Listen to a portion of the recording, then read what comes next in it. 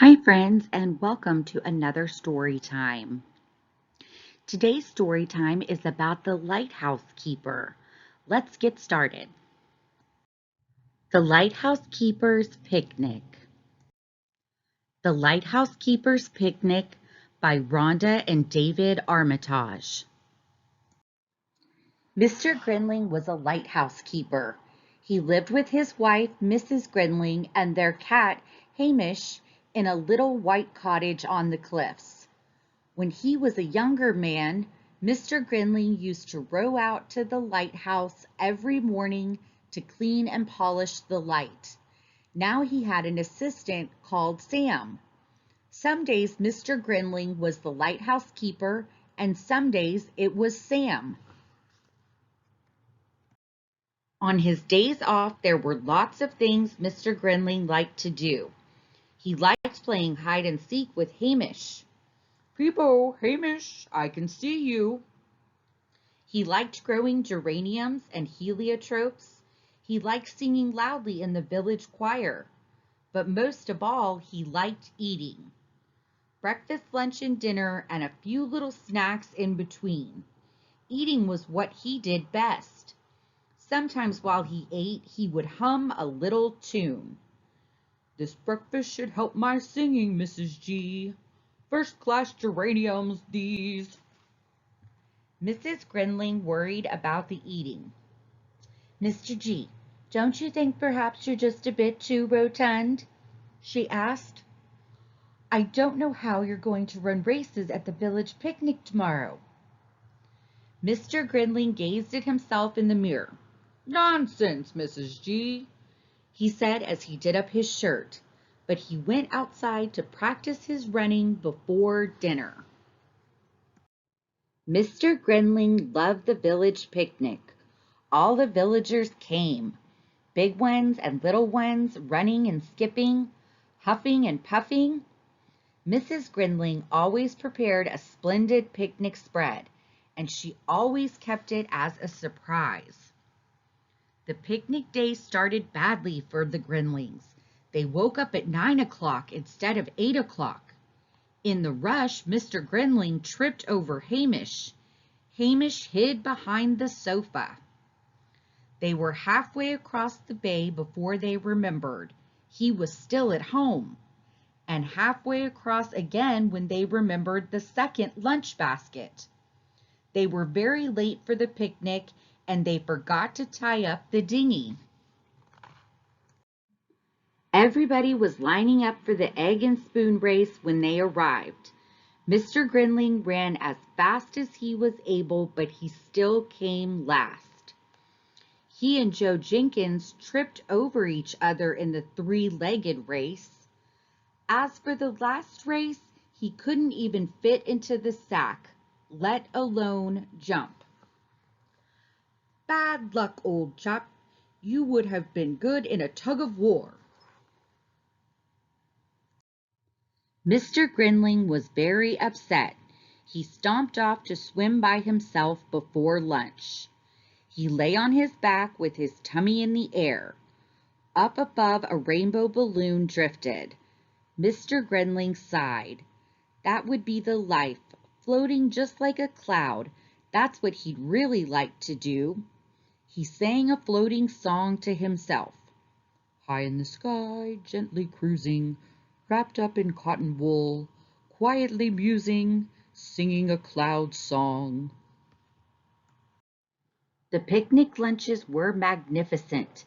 Mr. Grinling wandered about, tasting a little bit here, a little bit there, but he stopped quite still when he saw Mrs. Grinling's spread. Naughty nibbles, bumper bites, tempting treats for tinies. Seafood, she had called it, and it was beautiful. Mr. Grinling ate a piece of everything. "Delicious and delectable," he announced with his mouth full of green whale jelly. "The best cook here today, Mrs. G. Possibly the best cook in the whole wide world." Melon boat, limpet log, lighthouse cake, salad crab, great green whale jelly, starfish sandwiches, scallop sausages, cream whirls. Once the picnic was eaten, everyone was too full to run or jump any more. Most of the villagers packed up their baskets and went happily home. Mr. and Mrs. Grinling felt like a rest. They lay in the sun with their heads under their hats and quietly snored. Hey, buzz off, Bert, this is mine. Drat that cat, he spoiled our lunch. Meow, don't you fat cat me. Gosh, old fat cat can move. When they awoke, the sun was beginning to fade. The tide was coming in and the dinghy had floated away. Well, that's that, said Mrs. Grinling. We'll just have to walk home, Mr. Grinling groaned.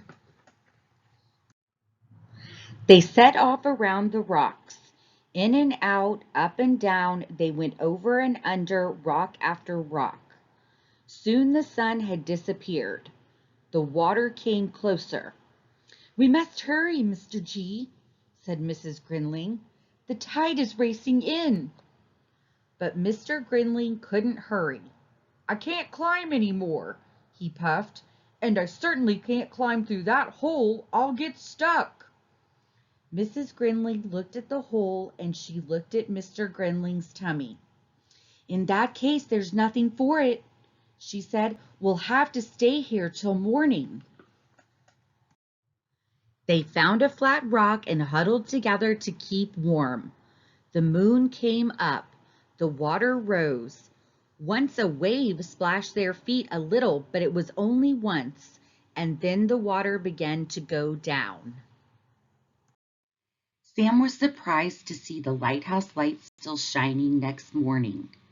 When he saw the dinghy nudging against the jetty below, he guessed what had happened. He gazed round the bay. Yes, there they were, jumping up and down and waving. He set off right away to rescue them. Mrs. Grinling was cross. Mr. Grinling didn't think he'd ever seen her quite so cross. Mr. Grinling, she glared, that was the coldest and most frightening night I have ever had, and all because you're so fat.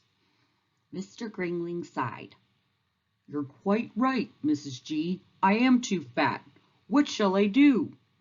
Well, said Mrs. Grinling, the cakes will have to go, and the chocolates, the crisps, and the sweets. Mr. Grinling was horrified. All his favorite foods.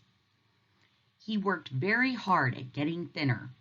He ran up and down the path from the little white cottage to the dinghy. He cycled like the wind into the village and home again.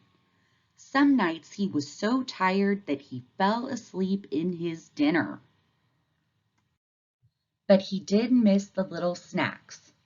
Just one chocolate biscuit, Mrs. G? He pleaded. No, Mr. G, she said firmly, not even half of one. Sam didn't like it when Mr. Grinling was unhappy. I'll get you a little something, he whispered. Mrs. Grinling need never know. Mr. Grinling hid the snacks very carefully, and he ate only one thing each day.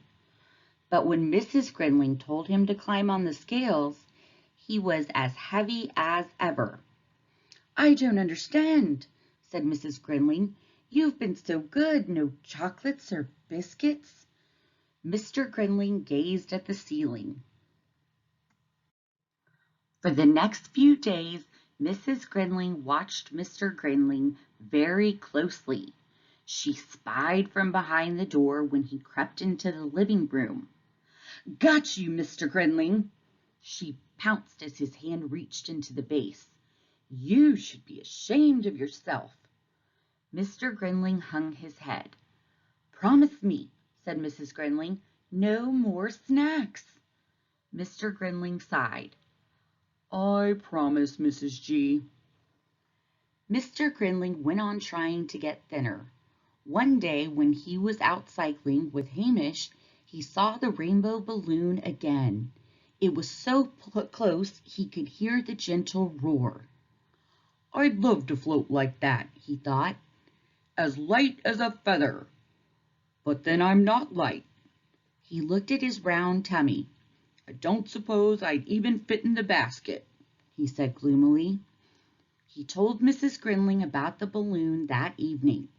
"Not for you, Mr. G," she said. "They'd never get you off the ground."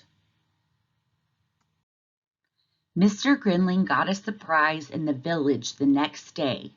He saw a large notice in a house window. He knocked at the door. "I don't suppose I'd be able to have a ride in your balloon?" he asked.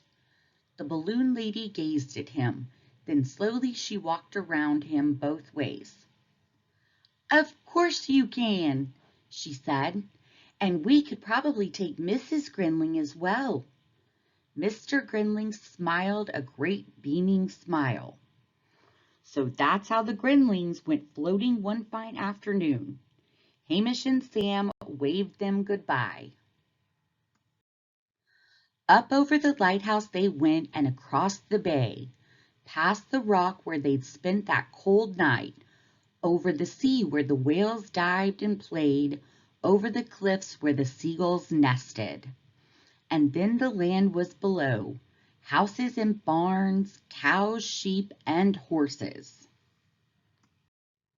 Mr. Grinling smiled at Mrs. Grinling. "This is the best thing I've ever done," he said. "It's even better than eating. High in the sky, gently cruising, wrapped up in cotton wool, quietly musing, singing a cloud song."